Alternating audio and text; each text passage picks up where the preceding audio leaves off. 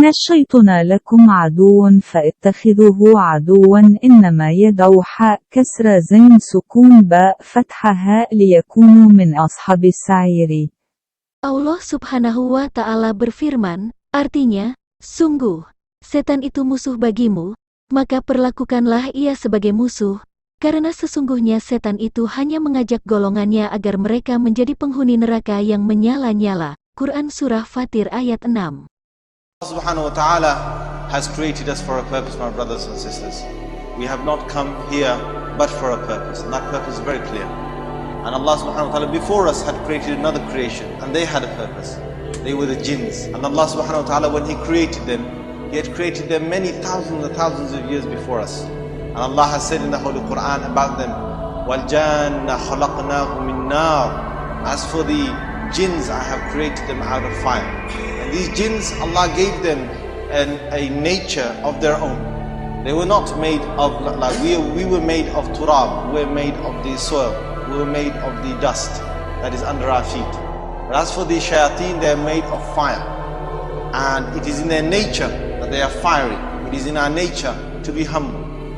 Before we were created, before Adam alayhi salatu wasalam was created, as we know, Iblis was amongst the jinn.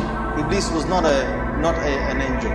Iblis was amongst the jinn. Very briefly, what happened is that on the earth, Allah had created many jinns. There were no humans. And at that time, the jinns would fight with one another. They were rebellious. They were a nation that had this fiery nature. Small things they would fight and they would kill one another. And in fact, Allah had sent many messengers amongst them, many jinn messengers amongst them. And these jinn messengers came, they gave them da'wah towards Allah, told them to be good on the earth. And instead of listening to these messengers, they began to kill these messengers. And amongst them was a very good saint, a wali of Allah, a close one to Allah, one who was always listening to the messengers on the earth, one who was always worshipping God, one who was a jinn that was always on the right side, and who was not saying anything wrong against the messengers. He was none other than Iblis, who later became Iblis. But at that time he was a good jinn, and he continued to worship Allah, worship Allah, worship Allah, until those days the jinns used to go to the universe. They could go out, even today they can go outside the sky and they go into the universe.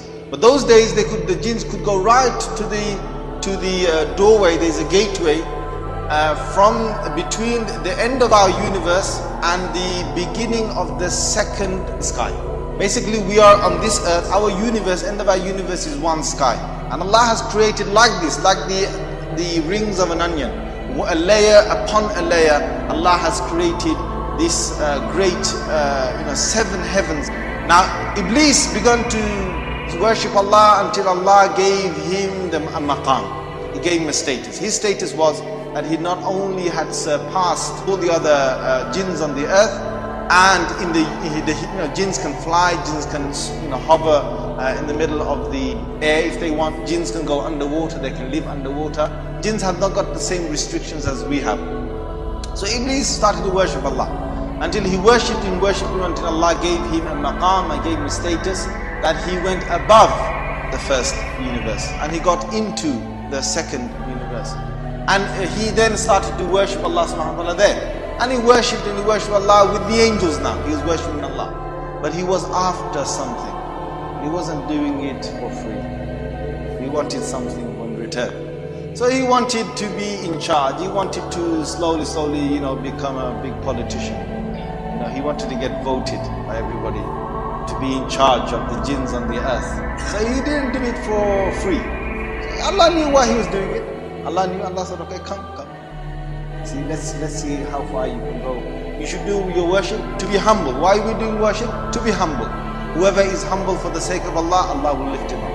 These are Allah's laws. وَمَنْ تَكَبَّرَ وَضَعَهُ اللَّهُ. Whoever is arrogant, Allah will smite him onto the ground. These are Allah's laws. These are not man-made laws. So if you want to become someone in Allah's kingdom, you have to follow Allah's laws. Now Iblis continued. He got to the third sky, the fourth, the fifth, the sixth, and he went to the seventh one. Then he got close as the muqarrabeen min al-malaika. Those who were the closest of the angels, he was amongst them. Then he gave the proposal. He said, oh Allah, if only you would send me with a group of angels to go back to the earth and to fight and kill all these rebellious jinns on the earth, wipe the earth from it. Allah gave him permission. Go ahead, send the angels with Iblis. Iblis was the leader at this time of this group of an army. They came down to the earth, and there was only jinns on the earth, and they killed all the rebellious jinns. Al-Jan al-Marada. They left some jinn who were not so rebellious remained. Now they returned back after the victory, and now Iblis was thinking, Inshallah, my time is coming, right? I'm going to get there. I'll get there. He's thinking that Allah is going to make another Khalifah on the earth. He's going to make a vicegerent on the earth, a person who's representing Allah's laws on the earth. And after all my ibadah, I'm the one who deserves to get it. After my ibadah, I should get it. I have to get it. I must get it. And that's when Allah subhanahu wa ta'ala then put everyone to a test. When your Lord said to the angels, I'm about to make on the earth a vicegerent, the close angels said, Oh Allah, are you going to make somebody on the earth? Just as the jinns has corrupted the earth, are you going to now make a new creation? Oh Allah, we are praising you as angels by day and by night. Why would you want to do that? We don't understand. We're not objecting to that, but we don't understand. Allah said, I know something which you do not know. And Allah subhanahu wa ta'ala then He gave the order to all the angels. And it was that Allah subhanahu wa ta'ala basically made Adam alayhi salam come alive. All of them bowed to Adam alayhi salam. Illa Iblis. Iblis thought, my God, this creature, this thing, him, after all my tens and tens of years of ibadah, on the earth I started and got to the first sky, then second one, third one, fourth one. Allah took him to the highest level, then dropped him. I thought, after all of that, this is it now.